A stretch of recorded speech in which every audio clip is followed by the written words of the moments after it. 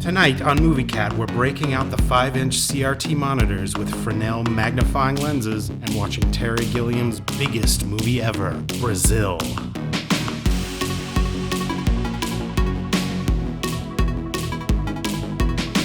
Brazil was conceived and directed by Terry Gilliam and written by Gilliam along with Tom Stoppard and Charles McKeon. It stars Jonathan Pryce, Kim Greist, Robert De Niro, Ian Holm, and Michael Palin. Tonight, I'm watching the Region 1 Criterion Collection 3-disc DVD set from 1999. This includes the Love Conquers All version and the European cut. Maybe I'll tackle Universal's 4TV edit, dubbed the Love Conquers All version at some time in the future, but for this analysis, I'll be dealing with the European cut. Back in the day, my friend made a junky VHS dupe for me, and I wore the tape down to the plastic. Even so, I still find new things in Brazil every time I watch it. It's that dense. For general audiences coming fresh to the film, I'm giving it a C+. For its intended audience of art house goers and intelligentsia, it gets an A+. Why the discrepancy? I'll explain in a little bit.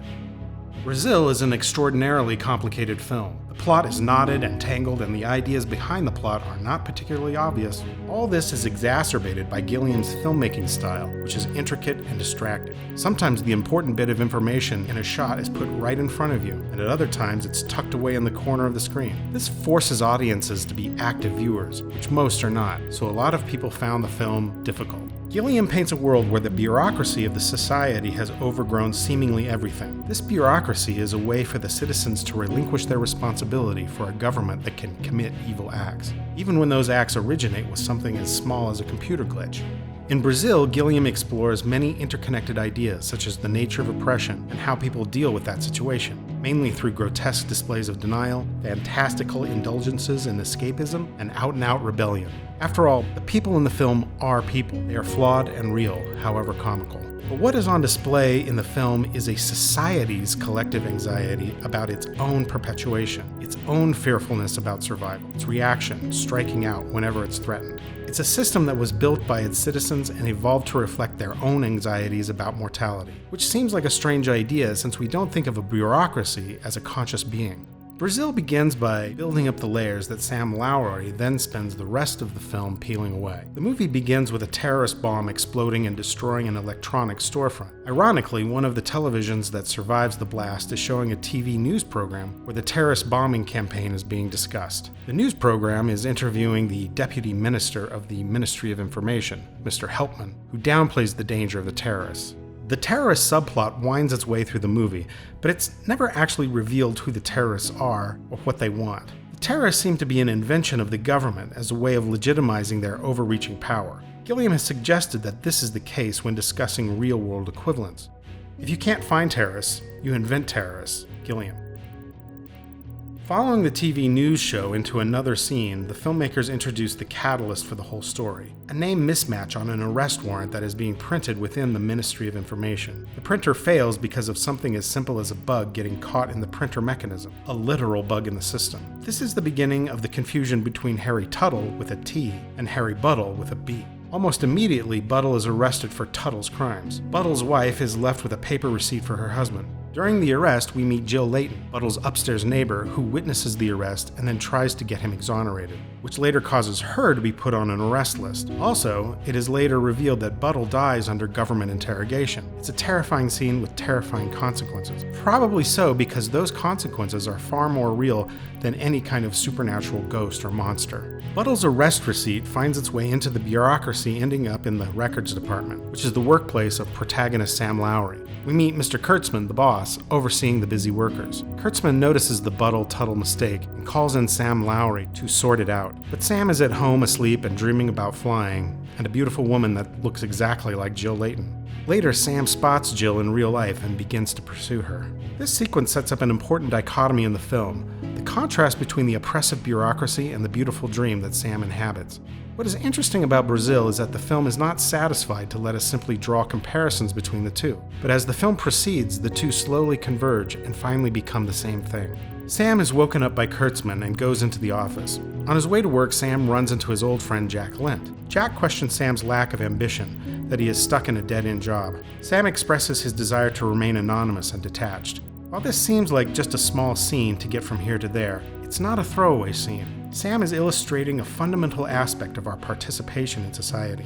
Sam wants to keep his head down because he knows what terrible things his government is capable of doing and does on a regular basis. He does what most people do, which is to live in denial. To accept the promotion would be to enter a world where he would have to face what the Ministry of Information is really all about. Later, the final major element of Brazil is injected into an already complicated plot. Sam is busy dreaming when he wakes to discover that his air conditioning has gone haywire. He calls the repair service. They cannot send anyone to help. He falls back asleep with his head in the refrigerator. He's woken up again, this time by Harry Tuttle, with a T, who has come to fix his air conditioner. He fixes the air. He also explains he is a rogue repairman, and this is the crime that the Ministry of Information want him for. It is Tuttle's illegal repair work that Buttle was arrested for and then died for. The Tuttle character is of course crazy and outlandish, but Gilliam's point is not so much about introducing a comedic element as it is to show the lengths to which the government will go to stop any little insult to its standard operating procedure. In Gilliam's Brazil, there's apparently no court to judge the severity or importance of a crime. The bureaucratic machine then has no option but to keep the wheels turning, no matter that someone gets chewed up in the cogs. There are many more issues that Gilliam brings up along the way, from environmentalism to plastic surgery to gun fetishization and many more. But the main ductwork of the plot is Sam following a dream. Once Sam sees that Jill exists in real life, he becomes more and more obsessed with tracking her down. The simultaneous plot stream of the unfathomable bureaucracy envelops Sam like quicksand. Sam does eventually get a hold of Jill, and the most improbable friendship ever germinates. Just as the terrible real world begins to infect Sam's dreams, the beautiful fantasy of the perfect girl begins to creep into his real life. Jill exists in the objective real-life world, but as the movie progresses, she seems to be affected by the subjective dream, and the rough and tumble woman truck driver is softened by Sam's fantasy.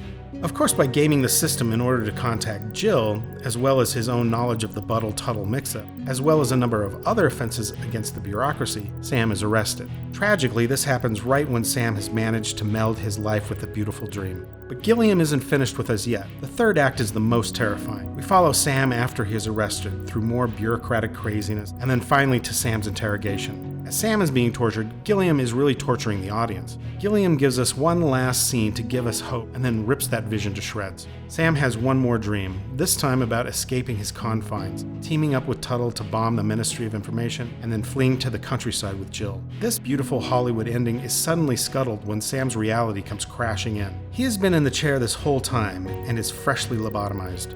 Some people have argued that Brazil has a happy ending because Sam lives out the rest of his lobotomized life with Jill among the clouds in the happy dream. Others argue that the central problem in Brazil was never resolved. The government doesn't fall, Jill has been executed, the remaining characters continue living in denial. I think those people that insist that Brazil has a happy ending, however morbid, are guilty of the same kind of denial that Gilliam is trying to expose. It may have comedic elements, it may have bizarre elements, it may be outlandish, but Brazil is not a happy film with a Hollywood ending, and that seems to be the point of the whole exercise. Gilliam has said several times that Brazil is about taking responsibility and standing up in a society that is unjust. Basically, what I was actually saying in Brazil was it was about individual human responsibility. And that is essentially the story of Sam Lowry. He goes from a life full of denial to a place where he has come face to face with the reality of what his society is in its ugliest form. Sam's escapist dreams and his insistence on not being promoted are an indication that he knows darn well about the reality of his government. Of course, Sam ultimately fails when he stands up, and that seems to be the bleak lesson that is put forth, so one might as well retreat into their dreams. By the way, escapism is a common theme in Gilliam's other films. Gilliam's co-writer, Tom Stoppard, described the film as the myth of the free man in an unfree society. Yes, Tom, but why is it an unfree society? Brazil is, to a large degree, a warning to us, a message from somewhere in the 20th century, that these things can happen. It actually seems quite common that societies will give rise to bureaucracies with oppressive features, some more extreme than others. But that leads us to an interesting question about Brazil. Where did the unfree society in the film come from? The exaggerated bureaucracy is there in the film for a reason. It would be easy enough just to say that it is the product of Gilliam's imagination and his overstimulated Python-esque creativity, yet I would argue that it didn't come from his imagination, but rather from his observation. Not his observations of governments, but rather his observations of human nature. The society depicted in Brazil is an image of our own anxieties made real. Gilliam is saying that our governments, our bureaucracies, our society is riddled with the same anxieties that we have have because we are the people who built them. He even drives the point home when it is revealed that behind the mask of the technology samurai is the face of our protagonist, Sam Lowry. Read samurai, Sam or I, Sam or I. Cultural anthropologist Ernest Becker describes the problematic relationship we have with our knowledge of our own death and how human beings deal with this anxiety by living in denial and building systems to distract us. That is to say, our culture, ensuring that we never have to face up to the fact that we are mortal. Everything that man does in his symbolic world is an attempt to deny and overcome his grotesque fate. We don't want to admit that we are fundamentally dishonest about reality, that we do not really control our own lives. We don't want to admit that we do not stand alone, that we always rely on something that transcends us, some system of ideas and powers in which we are embedded and which support us. As if he was talking directly about Brazil, Becker goes on to say, "We enter symbiotic relationships in order to get the security we need, in order to get relief from our anxieties, our aloneness, and our helplessness. But these relationships also bind us. They enslave us even further because they support the lie we have fashioned, namely, the denial of our own death." Ernest Becker. Like a threatened animal, the bureaucracy reacts by striking out at those that threaten it. But unlike a mere animal, and very much like a human being, we see the bureaucracy also reacting against existential threats as well. Just as the people in Brazil engage in acute denial of what is going on around them, so does the mechanisms of the government. Every bureaucrat is apparently oblivious to how his job fits into the whole. This seems to be by design. Each government job is insulated from every other position. Communication between them is filtered, censored, and anonymized. Thus, there is no individual responsibility, and case files can be moved along through the system without question.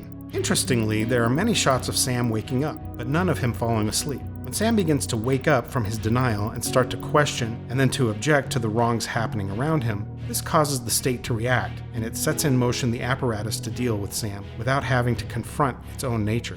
As long as Sam and Jill and Tuttle exist in the society is being reminded of its flaws, its need to be replaced, its impermanence. Therefore, they must be eliminated. It's a fundamental existential anxiety that Gilliam has transposed from human behavior onto the bureaucracy of Brazil's world as a way of explaining why governments engage in self-preserving acts of evil.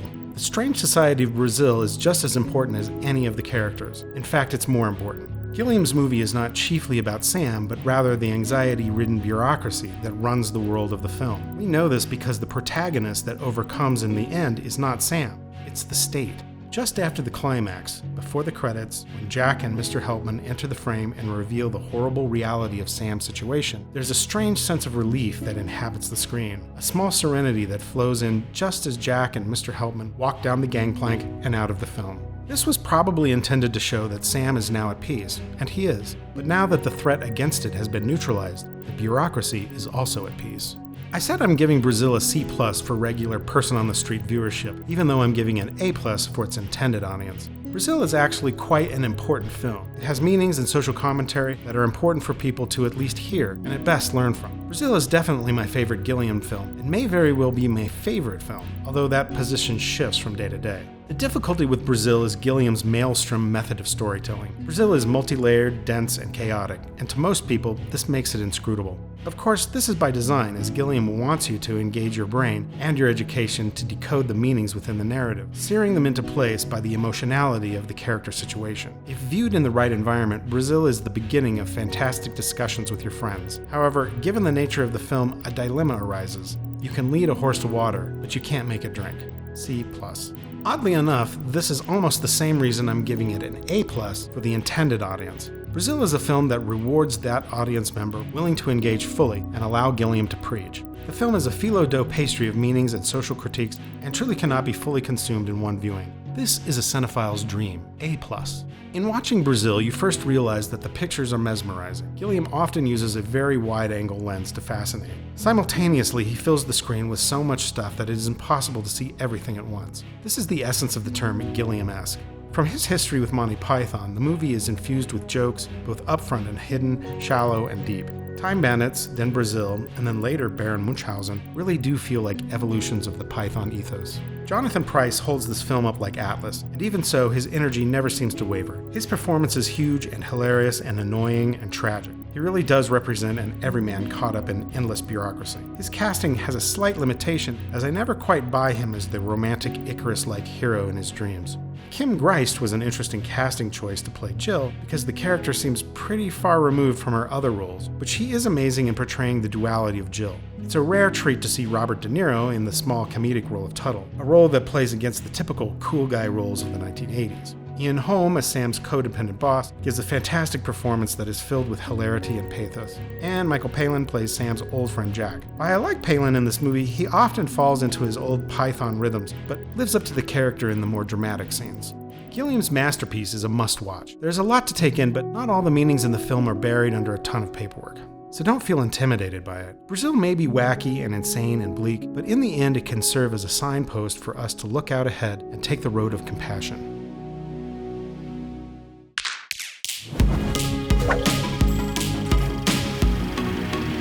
Hey movie cats, I'm just a puppet, but there are real cats out there that need your help, really. Please take some time to locate the cat shelter that is nearest to you and make a donation. And if you're in need of some love, as we all are, you can adopt a cat from that shelter and improve your life, as well as the lives of our feline friends. This week, Movie Cat is highlighting this shelter. Thanks so much for your help.